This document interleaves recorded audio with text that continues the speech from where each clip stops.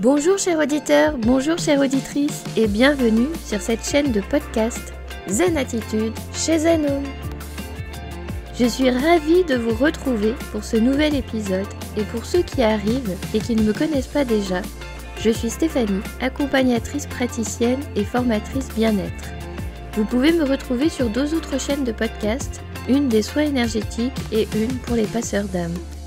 Pour mes accompagnements, vous retrouverez plus de détails sur mon site zenhome.fr et vous retrouvez toutes les informations pour pouvoir me contacter et me suivre juste en dessous dans la description de cet épisode. Merci à vous pour votre fidélité, votre présence aujourd'hui et je vous souhaite une très belle écoute. Hello à tous, je suis contente de vous retrouver pour ce nouveau chapitre ensemble avec les lectures de Seth. Donc nous arrivons au chapitre 19 du 2e tome de Livre de Seth. Donc c'est Seth par l'éternelle validité de l'âme. Donc il suit le premier tome. Donc du coup le premier tome il va jusqu'au chapitre 9 et ensuite on enchaîne avec le 2e livre. Et ce livre est un peu particulier pour ceux qui viennent d'arriver sur ma chaîne et qui ne connaissent pas. Il a été écrit par Seth, c'est une entité non incarnée en fait qui parle à travers Jan Roberts et c'est le mari en fait qui retranscrit les conversations dans le livre. Donc en fait ce livre est écrit un peu avec 3 personnes, dont une qui n'est pas incarnée dans ce plan de matière. Donc ce chapitre 19 s'appelle « Les présents alternatifs et la focalisation multiple ». Alors dans ce chapitre, Seth nous parle de différents plans de conscience. Il y a la conscience éveillée, celle qu'on utilise dans notre état éveillé ordinaire de tous les jours. Et puis ensuite, si vous voulez, il décrit un peu comme toutes les autres consciences, comme différents niveaux qu'on a à l'intérieur de nous et où on peut basculer en fait d'un niveau à un autre selon nos besoins. Donc il donne des codifications en parlant d'A1, A2, A1. Et donc pour A1, le tas de conscience qui est juste après celui d'éveillé, il nous dit que cet état de conscience nous permet aussi d'entrer dans le corps de quelqu'un pour le soigner. Donc ça me fait penser énormément à ce qu'on pratique dans les soins en fait énergétiques, dans les séances énergétiques. Donc si vous ne me connaissez pas, je vous invite à écouter aussi ma chaîne de podcast des soins énergétiques parce que je suis énergéticienne. Donc forcément ça me parle quand il dit ça parce que effectivement pour certaines personnes qui sont clairvoyantes, c'est facile, elles le voient. Mais quand on pratique une séance énergétique comme ça, on peut le faire en fait avec plusieurs personnes. Souvent on le fait en individuel, mais c'est possible avec plusieurs personnes. Et dans ces cas-là, ceux qui sont clairvoyants, ils voient le praticien qui se dédouble, qui se multiplie en fait à l'infini devant chaque personne. C'est comme si qu'il était présent à côté de chacun.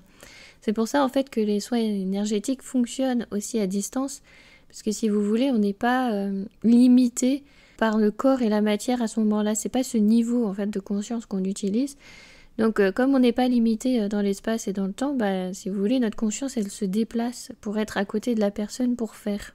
Donc c'est pour ça que les clairvoyants voient le praticien en fait se dédoubler, se multiplier au nombre de personnes pour être présent avec chacun. C'est la même chose pour le voyage chamanique. Pour le voyage chamanique, celui qui est porteur de la cérémonie, celui qui vous emmène en voyage avec vous, mais voyage avec vous tous. Donc il fait son propre voyage, mais il voyage aussi avec chacun pour savoir en fait où vous en êtes. Donc au début, quand j'ai commencé justement le chamanisme, je me suis posé la question mais comment je vais faire pour voyager avec tout le monde ? Je me disais mais c'est impossible, je ne serai jamais capable. Donc finalement, en le pratiquant, si, on est capable. Vous voyez, en plus, c'est pas quelque chose réservé à quelqu'un, à une élite qui aurait un don particulier. Ça s'étudie, ça se travaille. Bon, bien sûr, il faut avoir envie de l'étudier et le travailler. Et c'est vrai qu'il y a des personnes qui viennent me dire « Ah, j'ai testé ça, mais j'ai eu peur. » Et je me dis « Mais pourquoi avoir testé ça sans avoir les bases juste pour tester comme ça ?» Et forcément, ça fait peur, parce que sans les bases de préparation, tout peut faire peur parce que c'est un peu comme si on se disait on est ballotté à gauche, à droite, on perd le contrôle. Alors que justement non, on ne doit pas perdre le contrôle. À aucun moment on perd le contrôle. Même en voyage chamanique, celui qui vous emmène ne perd pas le contrôle de ce qu'il est en train de faire. Il est en train de se laisser traverser par les énergies, mais il est ok pour se faire emmener par-ci, par-là, etc. avec ses guides et ses alliés. Mais si vous voulez... On part pas à l'aveugle, il y a une préparation. Celui qui vous prépare cette cérémonie ouvre un espace, prépare cet environnement, sécurise l'environnement pour qu'il n'y ait pas non plus des choses qui rentrent. Donc si vous voulez, vous, quand vous tentez des expériences comme ça, sans avoir vous-même préparé ces bases pour pouvoir revenir de façon sécure là où vous êtes, bah forcément ça peut vous emmener dans des choses un peu étranges et ça peut aussi vous faire peur et déclencher des choses physiquement comme des crises d'angoisse, etc. parce que vous ne vous êtes pas préparé. Donc l'important, c'est toujours en fait d'avoir une base de structuration. Donc moi, ma base, elle est énergétique, je l'ai appris avec ça. Et après, dans les différentes choses que je travaille, le chamanisme, le druidisme, le taoïsme, le chimendunja, si vous voulez, on répète en fait les mêmes bases. Donc c'est important d'avoir ces bases-là pour se lancer. Donc c'est vrai que là, dans le livre de Seth, quand il nous explique les différents plans de conscience, si vous voulez, c'est pas quelque chose de tabou, quelque chose réservé à une élite, on le fait tous.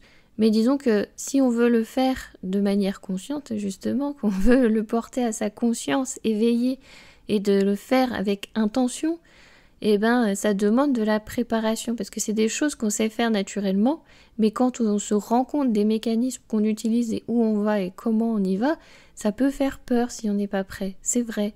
C'est important d'avoir ça un petit peu, de garder ça un petit peu en tête, une trace quelque part, de se dire, bah ouais, je peux tester des choses, je peux essayer, mais c'est vrai que si j'en tire une mauvaise expérience, est-ce que c'est parce que cette chose ne me correspond pas ou est-ce que c'est parce que je n'étais pas préparée? Vous voyez, il y a une petite nuance à avoir. Donc ce niveau de conscience A1, Seth nous explique qu'il peut nous emmener après vers d'autres niveaux de conscience. En fait, il le place comme ça, si vous voulez, c'est comme si vous rentrez un peu plus profondément dans votre conscience profonde à l'intérieur de vous. Il nous dit aussi que on peut du coup s'en rendre compte aussi physiquement qu'on est transporté vers autre chose. Par exemple, si on fait l'expérience d'écouter une musique et que celle-ci nous emmène dans nos rêveries, etc. et qu'aussi on ressent un bien-être physique. C'est la même chose quand je fais des voyages chamaniques et que je vous emmène. Il vaut mieux que je me focalise en fait sur les ressentis corporels plutôt que sur ma visualisation. Parce que ma visualisation, au final, c'est mon voyage, c'est l'interprétation de l'information que je reçois. Alors que mes sensations physiques, c'est là où en fait je sais où vous êtes, je vous sens. Je sais pas si c'est explicite ce que je suis en train de vous dire, peut-être que c'est complètement chinois ce que je suis en train de vous raconter, peut-être que vous n'avez jamais expérimenté. Mais du coup voilà, en fait je vous sens physiquement, je sais du coup où vous êtes grâce à ça.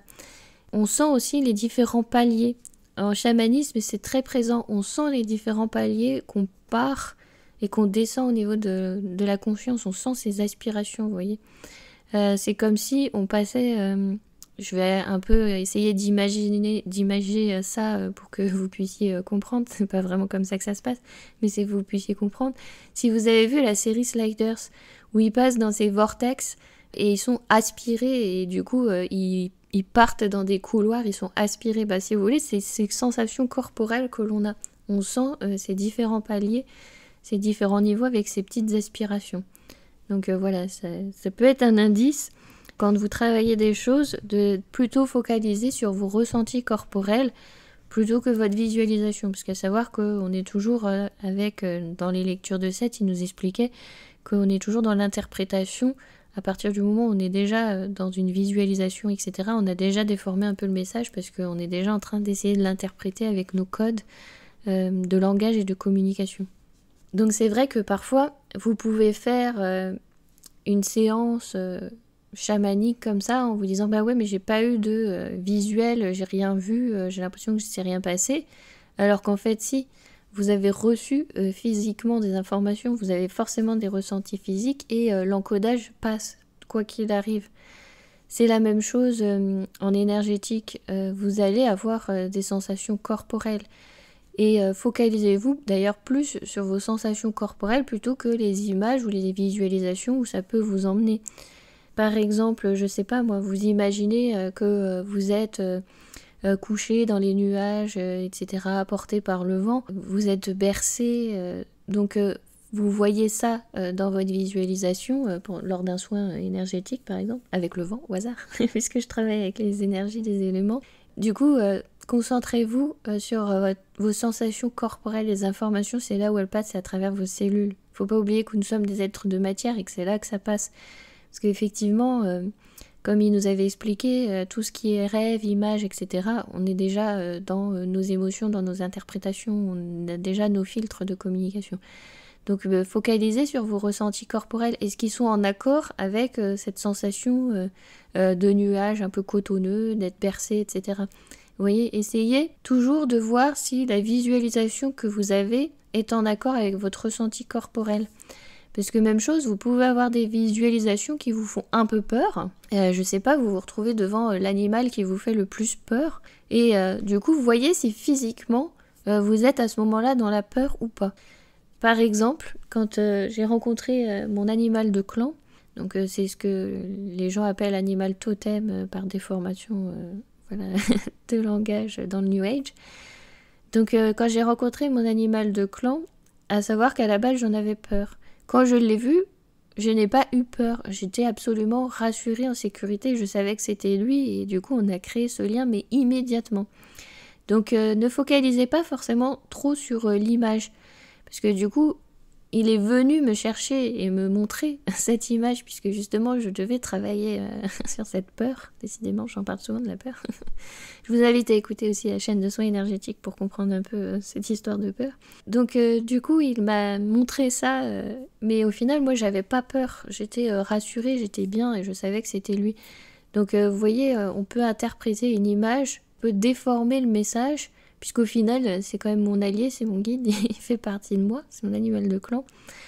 Et donc, si je m'étais focalisée sur l'image et pas sur mon ressenti, j'aurais fait « Ah mon Dieu, ça fait peur !» voilà, et je me serais enfuie, vous voyez. Donc, j'aurais raté la rencontre. Je sais pas, hein, je dis ça, mais voilà, j'étais focalisée sur mon ressenti physique. J'en ai même pleuré de joie. Donc, voilà, j'étais pas du tout dans la peur, bien au contraire. Donc, essayez de focaliser plutôt sur vos ressentis physiques. Et donc, même chose, quand vous méditez, tout ça, concentrez-vous sur vos ressentis physiques. Vous voyez, quand vous faites une méditation d'ancrage, essayez de ressentir au niveau physique, quand vous descendez dans la terre, quand vous sentez ce contact avec le sol, vous voyez, que ça vous ancre, ça vous tire vers le bas. Là, vous savez que vous êtes ancré. Donc, voilà, ça peut être une aide si vous essayez comme ça de tester différents plans de conscience comme c'est décrit voilà, dans le livre de Seth. Le niveau A1, donc il explique que il est encore orienté vers sur la matière, en fait, sur le côté physique, puisqu'il est quand même proche de notre niveau de conscience éveillé. Et aussi, il est proche de notre conscience éveillée et en même temps, il nous emmène ailleurs.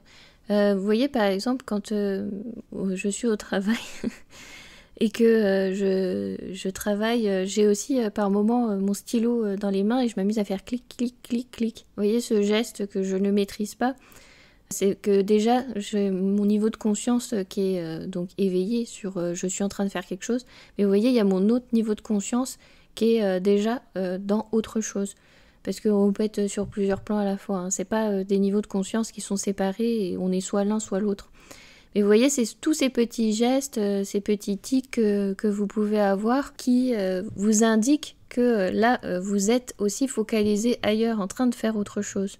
Ça peut vous aider en fait à voir ces différents en fait niveaux de conscience de où vous en êtes. C'est un peu pour vous dire comment vous pouvez reconnaître que vous êtes dans un autre niveau de conscience. C'est tous ces petits gestes que vous faites, je sais pas, par exemple, vous avez machinalement, vous tournez vos cheveux, vous voyez. C'est toujours des petits gestes un peu répétitifs et qui sont aussi méditatifs. Vous remarquerez, c'est souvent le cas, c'est souvent des gestes qui vous emmènent dans un état méditatif, un peu un état ailleurs.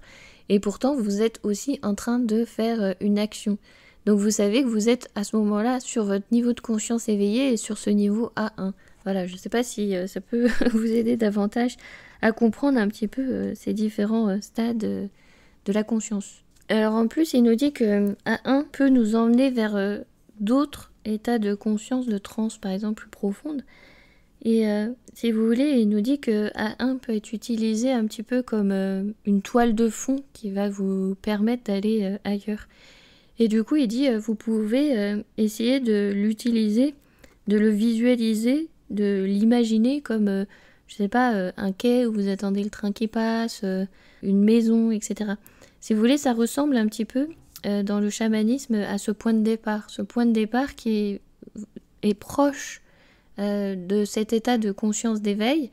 On vous emmène sur cet état de conscience un petit peu plus profond, votre point de départ, pour pouvoir ensuite voyager ailleurs. Donc je fais la corrélation avec le chamanisme parce que je trouve que c'est un peu plus facile à comprendre, enfin en tout cas pour moi.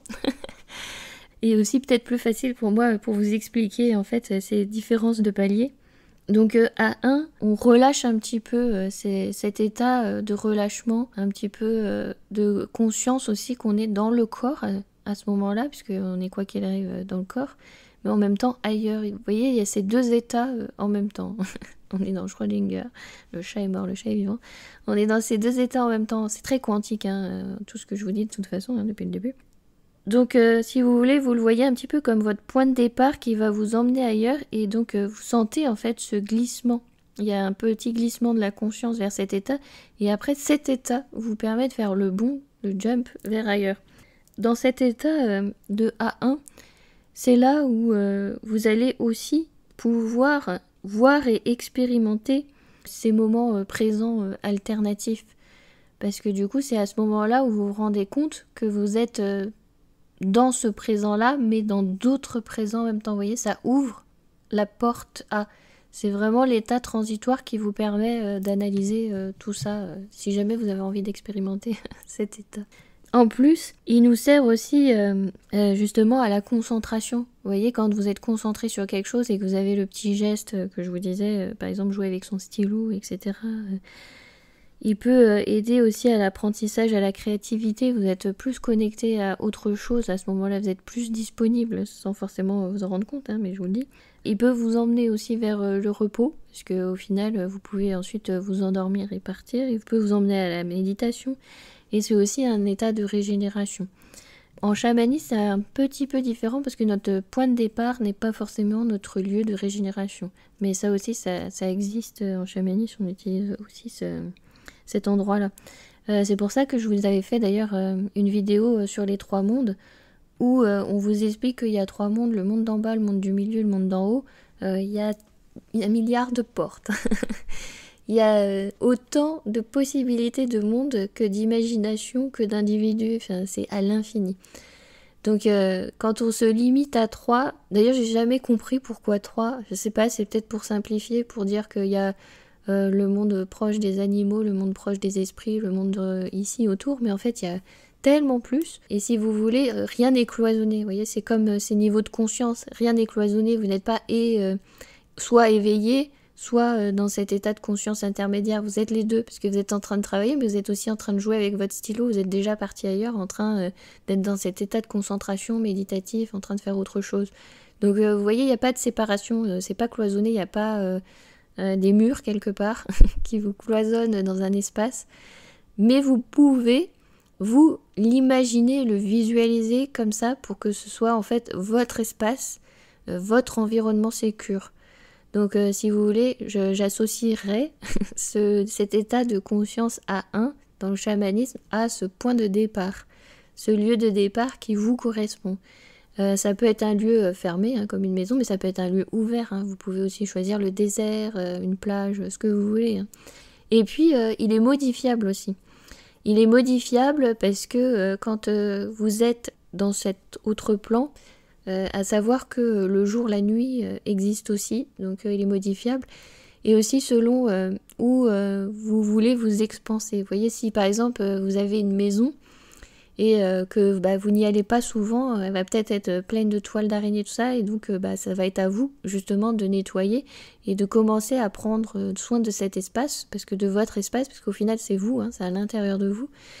Donc prendre soin de cet espace et de mettre, je sais pas moi, une petite chaise qui vous plaît, une petite table, une décoration au mur, et mettre une fenêtre. Et après, vous voyez, vous pouvez vous dire, bah voilà, j'ai la maison, mais je peux aussi la voir de l'extérieur. Donc vous pouvez ouvrir la porte, sortir. Vous voyez, c'est pas un espace cloisonné, c'est quelque chose que vous pouvez construire, que vous pouvez mettre en forme, modifier, selon aussi votre évolution de conscience. Et donc, si vous voulez savoir si vous devez emprunter tel chemin ou tel chemin, si vous voulez, c'est dans cet état de conscience A1 que vous allez pouvoir expérimenter physiquement. Si vous prenez telle décision, qu'est-ce que vous allez ressentir physiquement, hein? Si vous prenez telle décision, qu'est-ce que vous allez... Vous voyez, vous allez faire l'expérimentation du coup de ces futurs probables. C'est dans cet état que vous pouvez faire cette expérimentation-là. Et donc, quand vous faites cette expérimentation-là, vous allez pouvoir expérimenter ces différents futurs probables et voir comment les événements vont pouvoir s'enchaîner. Si vous prenez telle décision, ça va faire ci, ça, ça. Si vous prenez telle décision, ci, ça, ça. Donc vous êtes déjà un peu dans ce voyage vers ces différents présents alternatifs qui vous emmènent vers différents futurs alternatifs. Donc après, du coup, il fait des déclinaisons avec A1A, A1B, A1C, etc. pour dire voilà qu'on va expérimenter différentes choses. Mais du coup, retenez que c'est à partir de ce niveau A1 où vous abaissez légèrement votre niveau de conscience, que vous rentrez à l'intérieur de vous. C'est à partir de ce niveau, en fait, que vous allez pouvoir prendre votre tremplin pour aller ailleurs. Donc c'est pour ça que je parlais de point de départ, lieu de départ en chamanisme qui vous emmène ensuite ailleurs. C'est exactement ce que l'on fait. Alors il est vrai que en séance énergétique, j'essaie de garder ma concentration et ma focalisation sur la séance que je suis en train de faire, mais c'est tout à fait normal que je parte également ailleurs. Que je parte ailleurs, que je reçois aussi des messages d'ailleurs, donc je les transmets ou non, ça dépend, s'ils sont adressés à la personne ou pas. Et si c'est pertinent ou pas, parce que parfois la personne n'a pas forcément besoin de savoir ce qu'elle était en train de transcender, elle a peut-être juste besoin de le transcender, on n'a pas besoin de rajouter des choses sur des choses. Donc voilà, je suis là pour l'aider, je suis pas là pour l'enfoncer encore plus en lui disant « Ah oui, il y avait ça, ça, ça ». Non, je le fais naturellement. Si ça peut aider la personne parce qu'elle avait besoin de compréhension, ou si elle en parle, ou si elle questionne, évidemment je vais lui en parler. Mais si elle en parle pas, parfois il n'y a pas besoin forcément d'ajouter des mots, de la compréhension sur ce qui s'est passé, le processus. Parfois juste la séance suffit à elle-même. C'est pour ça aussi que je vous dis de vous concentrer en fait sur les ressentis physiques plutôt que dans toutes les images et l'interprétation. À partir du moment où on va dialoguer, on va mentaliser, ça peut vous aider, ça peut aussi vous rassurer, mais sachez qu'on est déjà en train d'interpréter ce qui s'est passé et qu'on déforme déjà à moitié la séance qui vient de se dérouler. Donc après, dans ce chapitre, c'est très technique, parce qu'il parle aussi après de l'état A2. Donc dans cet état A2, la température est inférieure, les ondes alpha plus longues, la fréquence est plus lente. Donc à retenir en fait que A1, vous pouvez vous sentir partir dans ce niveau de conscience-là pour ensuite ailleurs. Essayez déjà de ressentir ce palier entre la conscience éveillée et cet état de conscience un petit peu plus profond, un peu plus modifié avant d'essayer de chercher les autres. Ou sinon, faites-vous accompagner. Je vous conseille de vous faire accompagner. Surtout si vous n'avez pas l'habitude de vous ancrer, justement d'avoir ce lieu de départ. Vous voyez, ces cures qui vous ramènent. Parce que j'ai des personnes autour de moi qui font des expériences de partir loin. Mais comme ça, quoi. Genre, je marche dans la rue. Ah tiens, je m'arrête, je vais partir loin. Sans aucune préparation. C'est un peu casse-gueule. Donc forcément, quand ils reviennent avec de la peur, des angoisses, ils disent qu'il y a des entités autour d'eux, qu'il y a des monstres, qu'il y a des démons, mais c'est logique en fait, c'est qu'il n'y avait pas une préparation. Tout voyage comme ça se prépare. À partir du moment où vous avez une préparation, vous avez la conscience de cette préparation, tout va bien se passer. Il n'y a pas de raison que ça se passe mal. Donc si vous ne savez pas faire vous-même, demandez justement à quelqu'un de le faire pour vous, de vous accompagner. C'est vrai que j'ai aussi entendu des personnes qui s'endorment en écoutant des méditations qui les emmènent ailleurs. Alors je sais pas si vous imaginez à quel point c'est un peu casse-gueule de faire ça. Désolée pour l'expression. Imaginez la méditation vous emmène hyper loin dans le cosmos et vous aviez juste envie de dormir, de vous reposer et je sais pas, d'aller voir, du coup de laisser votre conscience faire et d'aller voir vos guides, etc. Et là vous partez hyper loin dans le cosmos. Déjà, une fois que vous êtes parti, j'espère que la méditation vous ramène dans votre sommeil parce qu'en plus vous êtes hyper perméable à ce moment-là. Une fois que vous êtes dans le sommeil, on peut vous emmener où on veut. Donc il faut être sûr de cette méditation, si vous l'avez bien écoutée avant en entier, pour être sûr, oui, je veux vraiment partir là-bas. Donc quand vous partez, imaginez, vous partez loin dans le cosmos, si vous ne revenez pas le matin, vous vous réveillez, vous êtes complètement en vrac. Ça va vous fatiguer 3 fois plus qu'autre chose. Vous endormir comme ça avec une méditation qui est faite pour vous emmener ailleurs ou je ne sais quoi, c'est pas très judicieux parce que vous allez vous fatiguer, vous allez voyager 3 fois plus que ce qui est peut-être prévu. Parce que vous savez déjà en fait où vous êtes censé voyager durant la nuit. Donc quand vous préparez des voyages comme ça, après il faut peut-être vous prévoir du repos. Donc quand j'ai entendu une personne qui me disait qu'elle faisait comme ça des méditations pendant son endormissement la nuit, je me dis waouh, elle doit être décalquée parce que je sais pas qu'est-ce qu'elle écoute comme méditation justement. Donc oui, sachez que quand vous êtes en train de vous endormir, justement vous êtes dans ce niveau qui abaisse le niveau de conscience, dans ce relâchement aussi physique, donc forcément c'est encore plus facile de vous faire partir, de vous faire voyager. Donc forcément quand vous écoutez un audio qui va vous faire travailler avec plein d'autres choses, ça peut être plus fatigant qu'autre chose. Parce que déjà, dormir, c'est fatigant pour la conscience, en fait. Parce que c'est là où elle travaille 3 fois plus, je trouve. Donc voilà, je dis ça, c'était une aparté. Donc à savoir aussi, quand vous plongez comme ça dans différents états de conscience, que vous le vouliez ou non, que vous faites les choses de façon intentionnelle, parfois il y a des niveaux de conscience qui peuvent aussi vous effrayer. Parce que par exemple, il dit le niveau A4 amène à un niveau situé en dessous de la formation de la matière. Donc là, c'est là où vous allez faire expérience de la trame. Donc c'est vrai que si vous n'êtes pas prêt à vous dire que le monde autour de vous n'est que imaginaire et ce n'est que des atomes en mouvement, à partir du moment où vous sortez de ce plan de matière et que vous arrivez là, comme j'en ai fait l'expérience, j'en parle, quand vous faites l'expérience de cette trame, du coup ça peut être perturbant. Moi je suis pas restée longtemps parce que je me suis dit mince, et si je ne reviens plus dans le monde de matière.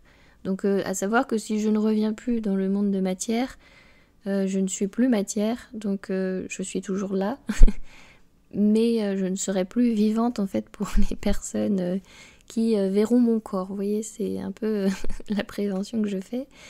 C'est que suivant les états où on va aller, moi je me suis dit vaut mieux arrêter parce que je suis pas sûre après si je vais trop loin d'avoir le retour, vous voyez, de revenir dans le plan de matière. Et si je ne reviens pas dans le plan de matière, concrètement je meurs pour la personnalité que je suis, même si je serais encore là, mais du coup je serais partie dans la trame, j'aurais fait cette expérience là. C'est pour ça que du coup je vous dis toujours avec prudence quand vous testez ces différents niveaux de conscience, de savoir où est-ce que vous voulez aller, qu'est-ce que vous voulez expérimenter, et puis sachez toujours avoir ce recul de vous dire ok, là donc je suis à ce niveau-là, d'accord, je suis en train d'expérimenter ça, ok, est-ce que c'est ok que j'aille plus loin ou pas? Parce que vous voyez, moi je me sentais pas prête d'aller plus loin dans cet univers de non-matière. Et du coup c'était très intéressant à expérimenter. Je ne savais pas que j'allais expérimenter ça parce que j'étais juste simplement posée en méditation pour me relaxer. Et finalement j'ai fait cette expérience-là, je me suis dit ah ouais, ok. Donc voilà, ça m'est tombé dessus, j'ai fait l'expérimentation, mais vous voyez, j'avais encore cette conscience de me dire ok, bon j'expérimente ça, mais je ne suis pas sûre de pouvoir revenir, donc je vais pas aller trop loin parce que j'ai peut-être pas forcément le niveau pour aller plus loin. Sachant que j'avais pas l'intention de faire cette expérimentation, donc si vous voulez, j'avais pas mes guides autour de moi pour m'emmener, etc. Parce que les dragons peuvent nous aider justement en plus à voyager très facilement comme ça dans les différents plans. En plus j'ai un dragon, donc je peux m'en servir, mais là c'était pas vraiment prévu. Donc voyez, ayez aussi cette faculté, pas forcément de prendre peur et de vous dire oh là là, hein, mais de vous dire bon bah voilà, je connais maintenant ce plan-là, je connais cette expérience, je pourrais y revenir, mais du coup je reviens à moi. Parce que si vous ne revenez pas à vous, c'est ce que je vous dis, vous êtes parti. Et donc si ça vous arrive que vous vous retrouvez dans un environnement comme ça que vous ne comprenez pas forcément, ne paniquez pas déjà, juste dites-vous je reviens en fait à moi, je reviens ou dans votre espace, dans votre lieu de départ, je retourne du coup dans mon lieu de départ et je reviens en fait du coup à un niveau de conscience un peu plus proche de celui éveillé pour justement éviter cette mauvaise expérience que vous êtes en train de vivre parce que vous ne la comprenez pas. C'est vrai que quand on ne comprend pas les choses, souvent ça emmène vers des sensations physiques de peur, d'angoisse, etc. C'est pour ça que si vous partez comme ça sur quelque chose que vous n'avez pas préparé ou que vous faites ça comme ça juste pour expérimenter, pour tester, et que vous vous retrouvez dans ce mouvement de panique, du coup, respirez profondément et dites-vous à vous-même, je reviens en fait dans mon lieu de départ. C'est pour ça que c'est important en fait d'avoir toujours cette préparation et essayez de vous habituer à faire ces allées-venues déjà entre votre conscience éveillée et ce lieu de départ. Essayez de vous dire, voilà, je vais faire, je sais pas moi, une méditation. Je sais pas, pour rencontrer mon animal de clan, parce qu'on peut le faire aussi en méditation. C'est très souvent d'ailleurs fait en méditation plus qu'en voyage chamanique. Maintenant que je connais la différence, je peux vous le dire. Donc quand vous le faites en méditation, essayez de vous dire déjà, je vais partir de ma conscience éveillée, je vais me détendre et tout, puis je vais aller dans ce lieu de départ. Et ensuite, lancez cette méditation qui va vous emmener. Et après, quand vous aurez fini cette méditation, de vous-même, parce que souvent ils ne le font pas dans les méditations, vous faire revenir à ce lieu de départ, donc c'est pour ça que c'est important que je vous dis de vous entraîner vous à le faire. Revenez dans ce lieu de départ et revenez à votre conscience éveillée. Vous pouvez même juste faire conscience éveillée, hop, lieu de départ, conscience éveillée, lieu de départ, et après vous voyez où est-ce que vous voulez partir avec ce lieu de départ, puisque du coup c'est des niveaux de conscience qui ne sont pas séparés, hein, on l'a dit, c'est pas séparé par des murs. Donc si vous voulez faire l'expérience de la trame comme j'ai fait de non-matière, donc c'est très étrange, donc vous voyez il dit que c'est le niveau A4, donc on descend quand même pas mal de paliers de conscience pour descendre à ce niveau-là. Donc si vous voulez y aller, vous pouvez, hein, vous pouvez tout expérimenter, hein. Si vous voulez faire des voyages astrales, les sorties de corps, tout ça, vous pouvez, mais du coup toujours faire cet état éveillé, hop, ce lieu de départ et après aller chercher autre chose. Vous voyez, ce lieu de départ va être important. Ce sera vraiment votre point de jump pour aller un petit peu partout. Et vous voyez, même dans les lectures de Seth, il en parle de ce niveau de conscience. Donc c'est pour ça que je n'ai pas trop détaillé les autres niveaux de conscience, parce qu'au final, je ne sais pas si c'est forcément intéressant, pertinent. Vaut mieux peut-être expérimenter plutôt que je vous fasse un blabla en vous disant voilà, il y a telle conscience, il y a telle onde alpha, etc. C'est toujours intéressant de le savoir, mais ça c'est si vous voulez creuser un peu plus profondément. Mais quand vous voulez expérimenter, première chose, donc la base de la base, hein, vous savez, hein, je vous ai assez dit et redit hein, dans toutes mes chaînes de podcast et ma chaîne YouTube, d'abord ancrage, se centrer, créer sa bulle. La bulle peut être aussi votre Merkaba, votre vaisseau, votre véhicule de voyage. Donc voilà, vous créez votre espace. Vous allez descendre votre niveau de conscience. Vous allez dans vos lieux de départ. Vous préparez tout bien et tout, votre petite valise pour aller ailleurs. Mais voilà, c'est important, vous voyez, d'avoir ces bases-là pour pouvoir faire les choses de façon autonome. Et si vous avez peur, demandez à quelqu'un de le faire pour vous. Hein. C'est ce que je propose dans les voyages chamaniques. Pour les séances de soins énergétiques, c'est un petit peu différent parce que là, forcément, vous avez plutôt des douleurs corporelles, etc. Mais sachez que pendant une séance énergétique, vous partez aussi dans ces états de conscience modifiés, puisque forcément, on va se retrouver sur un autre plan de communication. Si vous voulez, ça va être vos cellules qui vont indiquer en fait où vous avez besoin de cette énergie, etc. Donc si vous voulez, il y a un autre mode de communication qui passe entre nous. Vous n'avez pas forcément besoin de me dire j'ai besoin de là, je vais le ressentir et Du coup, je vais faire la séance énergétique qui va correspondre à ça, mais du coup, c'est d'autres modes de communication. Donc quand on est dans ces autres modes de communication, vous êtes aussi dans ces autres modes de communication. Il n'y a pas que moi, vous aussi. Et c'est pour ça que souvent, vous avez l'impression, en séance, soit de vous endormir, parce que vous êtes vraiment parti plus bas dans la conscience, soit vous êtes dans un état de flottement, en fait, entre deux, et vous avez l'impression d'être ici et d'être ailleurs en même temps. Donc vous voyez, il y a cet état transitoire. Donc quoi qu'il arrive, vous pouvez en faire l'expérimentation aussi en séance énergétique avec moi. Je vais m'arrêter là pour ce chapitre. Le prochain chapitre, c'est un jeu de questions-réponses. Donc je vais voir si je vous lis un peu toutes les questions ou toutes les réponses, ou si je fais un résumé de ce qu'il y aura. Et on arrive bientôt à la fin de ce tome 2. Donc je vous remercie infiniment pour votre écoute et je vous dis à très bientôt dans un nouvel épisode. Et bien sûr, je vous envoie toutes mes amitiés. Je vous remercie infiniment pour votre écoute. N'hésitez pas à vous abonner gratuitement à la newsletter en scannant le QR code qui s'affiche sur votre écran si vous êtes sur votre PC, et vous retrouvez le lien directement en dessous dans la description, ainsi que toutes mes coordonnées pour pouvoir me joindre, prendre rendez-vous ou encore partager, faire vos demandes, vos questionnements. Si jamais vous avez envie que j'aborde un sujet pour un épisode, n'hésitez pas à me faire votre retour ou tout simplement en laissant un commentaire juste en dessous. Likez, partagez, ça me fait toujours plaisir quand j'ai un retour. Je vous remercie encore pour votre écoute et je vous dis à très bientôt.